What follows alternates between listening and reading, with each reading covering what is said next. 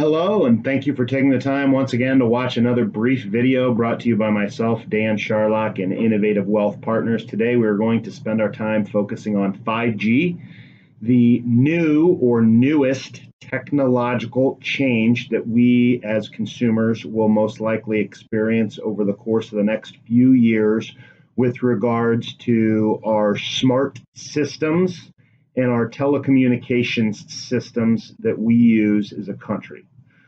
We were previously using some older systems, and now that 5G is here, that will be sweeping our probably neighborhood streets and airwaves soon. So, to put a little bit of context around this, the last technologies that we were using, well, let's just start from the beginning. This started many, many years ago with what was called 1G, or the first generation, that allowed for cell phone usage. 2G allowed for cell phone usage and text. 3G was a very slow use of the three things that we all utilize, or most of us utilize today: text, communication via the phone, and the internet. 4G was an enhancement to that, and 5G, what we're talking about today, is another enhancement to that. It's more of a military type grade communication system that requires a lot more towers than the old 4G system did.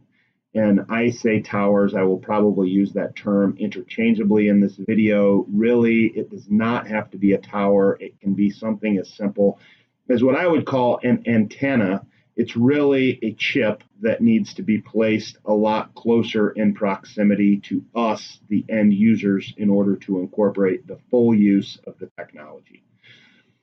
So today we are going to talk about not only this technology, but what's to come, how it's going to impact us, what opportunities and what risks that technology may also present. So without further delay, let's get into it.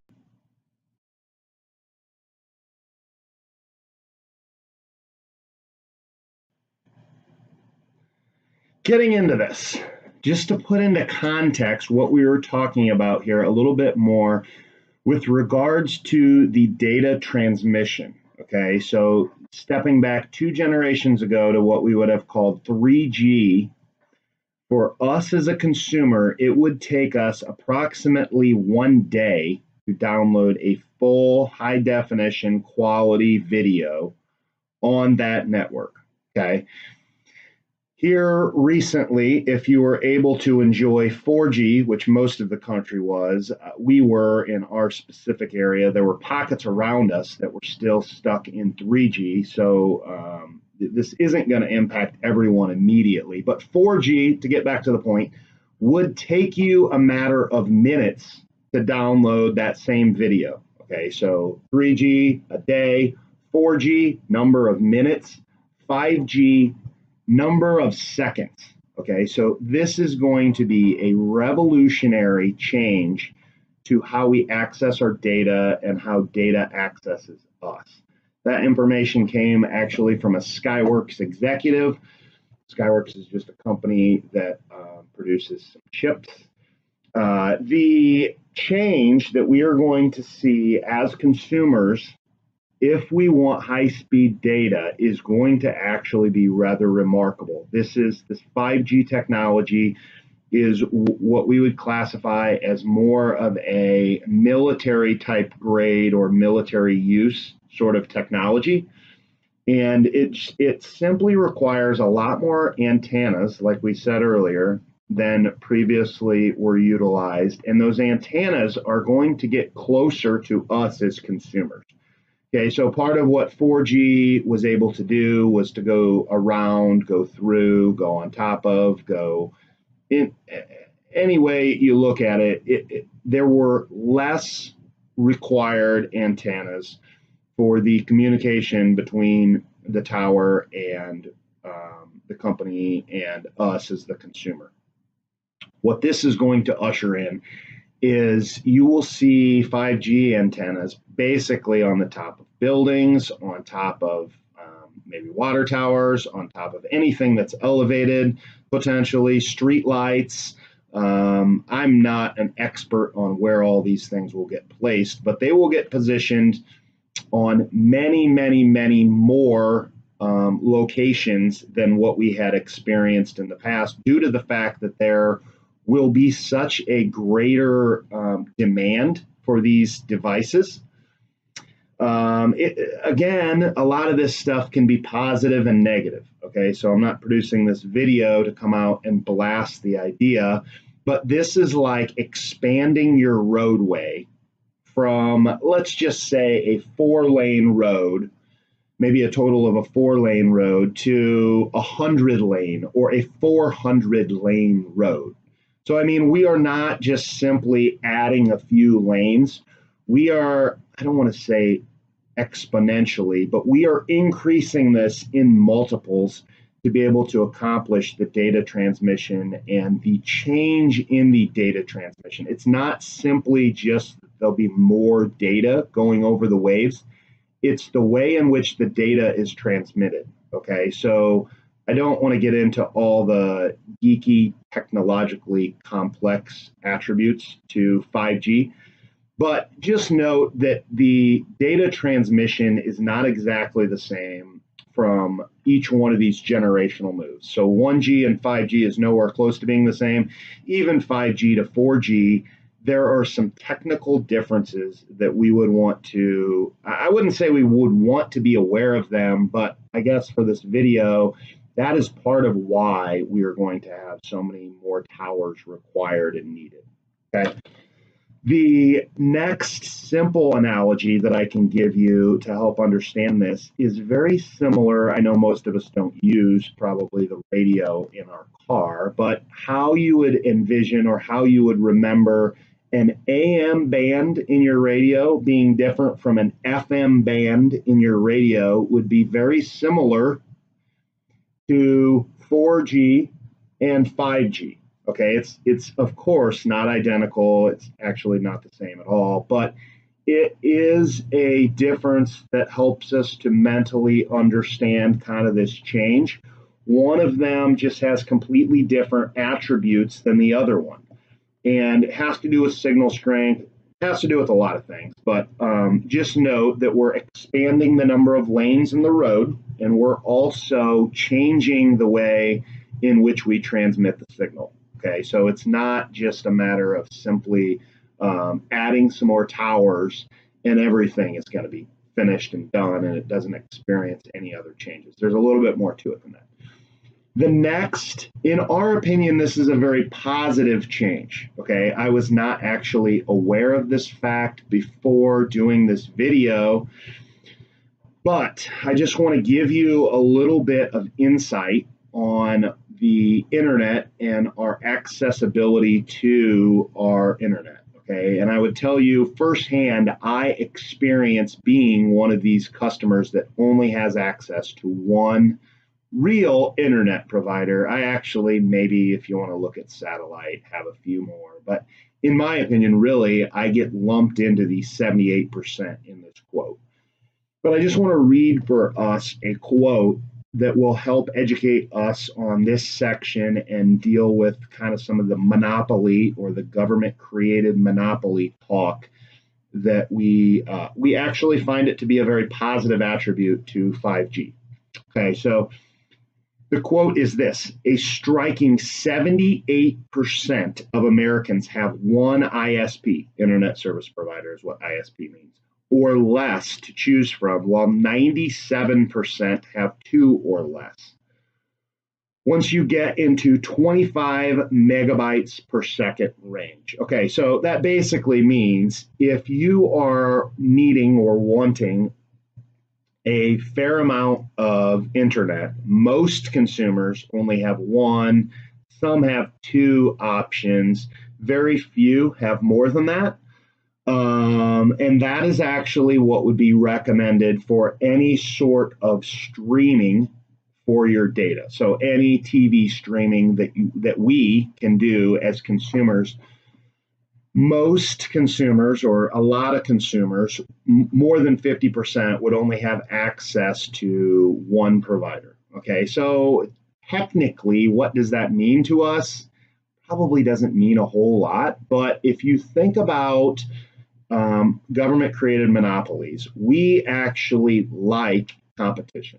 Okay, so we would not be a huge fan of any situation where we would see a government created monopoly having a lot of impact on us, the United States, as consumers. Okay, so we feel and we would believe that offering more options to the consumer is a better thing for the consumer. Okay, simply put, if you have three internet service providers versus one, we would deem that to be a very positive aspect.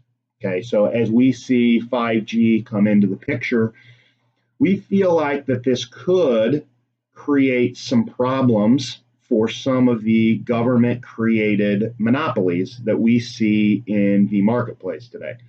Okay, so in our area, we have one internet provider, like I said. That internet provider will most likely, after 5G gets into our area and is fully up and running, they will probably not have such a captive audience for their internet usage or their sales such that they have had in the past. Okay, and the reason for that is a lot of people will just switch to using the data that they will get over a wireless card or over a cell phone.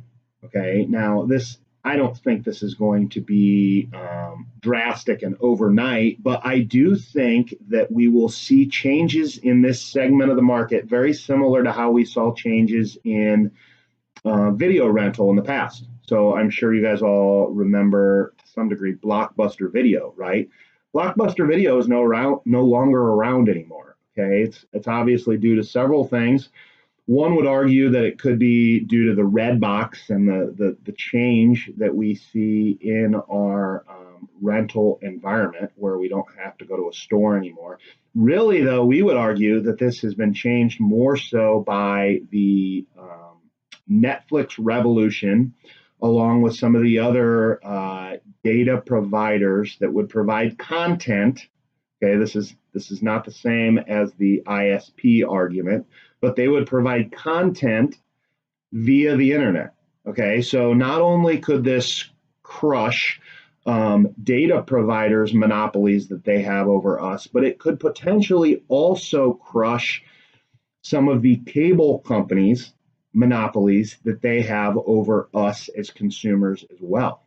And I'm not sure kind of how you feel about your cable provider, but I read a stat on this for, I don't know, maybe in the last 6 months, stating that cable providers were one of the least liked industries in the marketplace today due to the fact that people just didn't feel like they had a lot of options and that they got the best quality amount of customer service.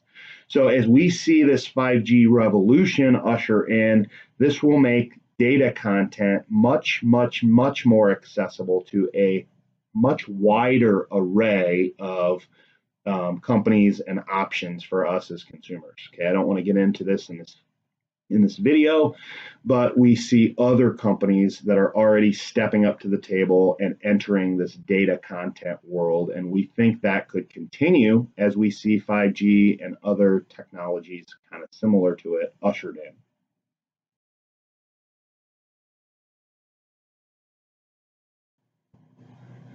This section, we are going to highlight two of the risks that we perceive to be the biggest risks to the 5G revolution that we are going to experience as a country here over the next few years.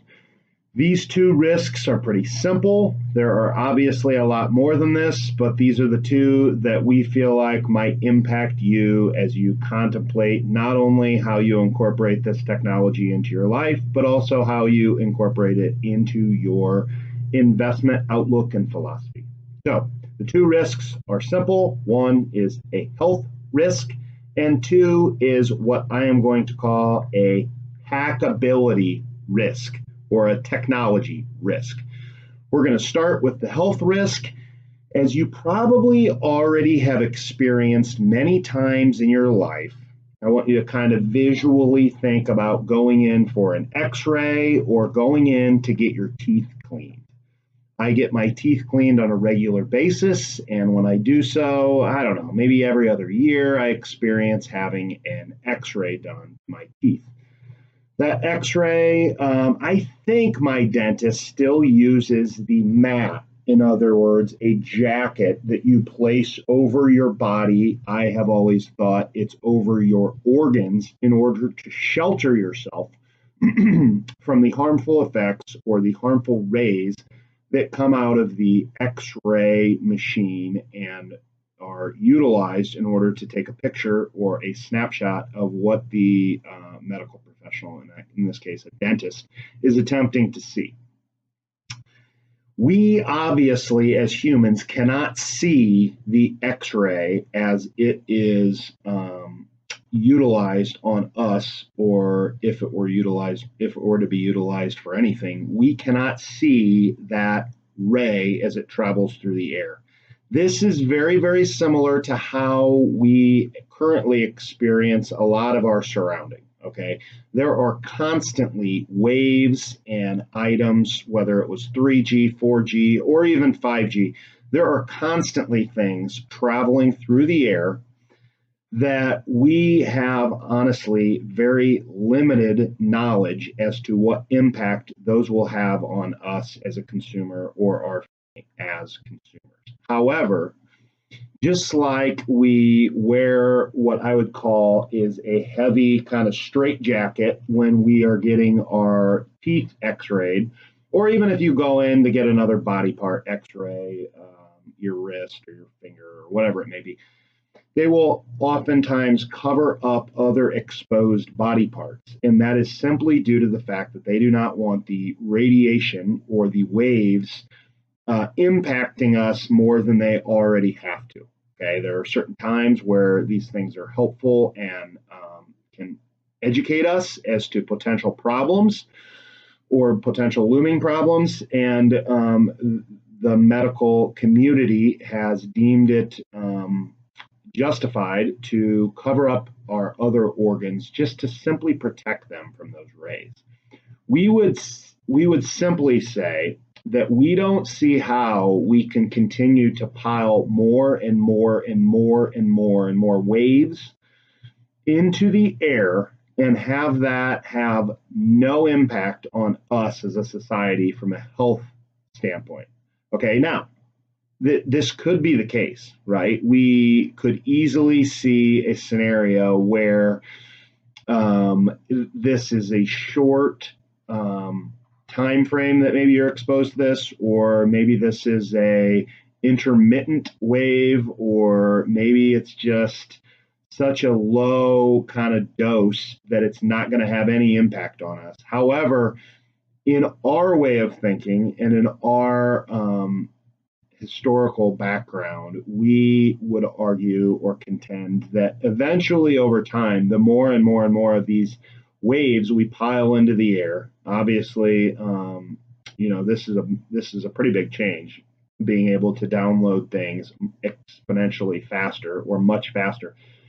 We would argue that eventually some of these impacts are going to be seen more on ourselves as humans, right? So we would think that over time, there would be eventually some impacts on us. Maybe we're already seeing these impacts and we don't attribute them to the waves that are in the air. Maybe we're not. We don't really know. We're not experts in the exact healthcare aspects of what 5G will do. However, there are many, many, many areas out online that you can go research how you might feel yourself about 5G as a health risk. Okay, we just simply wanted to point it out in this video. We have Wi-Fi in our home currently, and although that is a concern for us, it's not something that we have really sheltered our environment from. The other risk that we deem to be more of a national risk, but it's also more of a risk for us as well, is the hackability risk. So as we see more and more and more things come onto or come into the picture for technology, we feel that we will become more and more hackable as a society. So by hackable, we could mean simply the fact that we have more stuff online, and we could see that getting hacked into, impacting what we put out online. That's one risk. We could also see the idea behind monitoring, or some of these manufacturers having some sort of a hidden agenda. Okay, we're not one to believe that a lot of these manufacturers are going to have a reason to have a hidden agenda, but nonetheless, this is a risk that could potentially impact us. From a national security standpoint, obviously, if we're piling everything into our 5G network, the idea that someone could hack into that and have a change that might impact us, it obviously does go up. So these are two risks that we would at least like to see people consider. Probably not a lot that we can do for these, but they're definitely risks that we could see consider.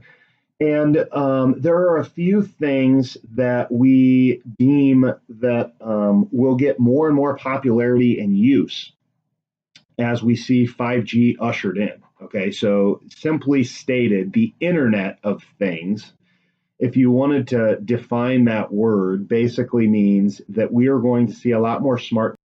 Okay, so we recently changed our home, and after being in there, realized that we now have a garage door opener. We have a HVAC system. Obviously, we all probably have TVs and computers and phones, but there are many, many more things that we can now do wirelessly, or via the airwaves, that we can control. And as we see these things ramp up, and we are seeing these things ramp up, we can see more and more and more risk to both the hackability as well as the health risks as we simply see these things increase. So these are two things that you'll just want to kind of, I guess, keep in the back of your mind as you contemplate how you incorporate 5G into your life. The next thing, and really the reason why we are producing this video, is, in our opinion, this will be a revolutionary change that we will not be able to avoid as a consumer. Okay, we do not think that most people are going to move outside of a country in order to avoid the 5G revolution. We think that it's something that's going to come, and that we kind of just either need to embrace and move on, or deal with however we deem appropriate. This section of the video, we are going to really focus on what opportunities, other than the fact that we would be ushering in a much faster internet speed, what opportunities this might provide for us from an investment standpoint that we could talk about here in the video. We cannot give investment advice on a video, because we are not dealing with you personally, and we do not know your risk tolerance, nor do we know how many assets you have, nor do we know most of the other attributes that we would need to know in order to give sound investment advice. So we cannot give individual stock recommendations on this video, but we can generically talk about the ways in which you could access this technological revolution.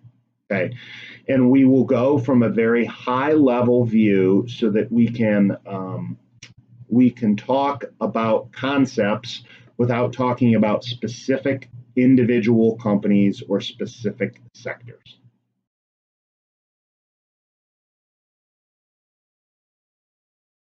Okay, so getting into this, when we talk about investing in 5G opportunities, we are going to relate this back to the road that we noted about 5 minutes ago in this video, give or take. If you are going to go out and invest in the construction of a roadway, obviously there are many different ways in which you could, quote unquote, invest in that road. The first and probably simplest or easiest way to describe that is to own the construction company that builds the road.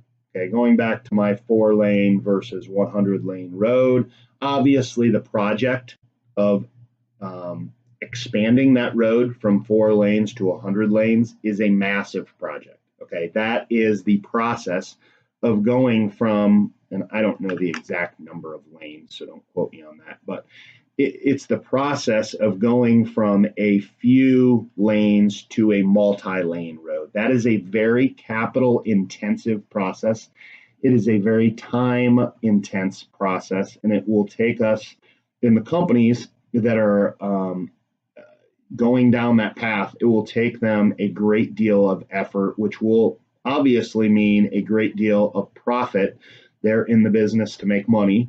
So that part of the revolution, you could own the construction company. Okay, in a roadway, there's going to be the equivalent of a construction company that is going to go out and do the build out of the roadway. Okay, just think of it like the 5G roadway rather than your roadway to the supermarket. That is a simple way to kind of understand and get a foot in the door in order to invest in 5G. Okay. The next way that you could invest in this 5G technology is not by owning the construction company, but by owning the companies that make all the products that are required to expand the road. Okay, so we obviously know this, but if you're going to go out and go from a 4-lane road to a 100-lane road, that's a big expansion. It is going to take a great deal of product in order to make that happen.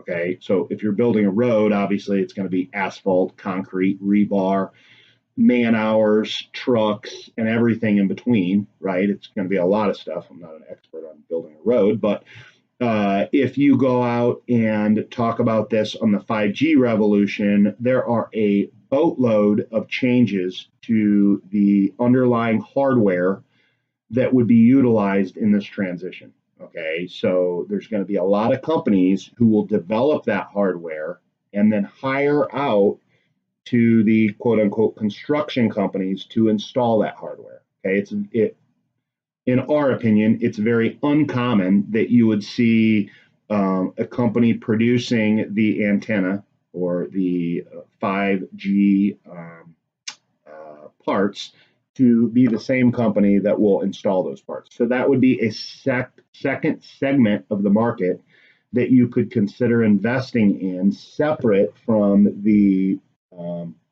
construction company. The last is going to be kind of the operation of that kind of roadway.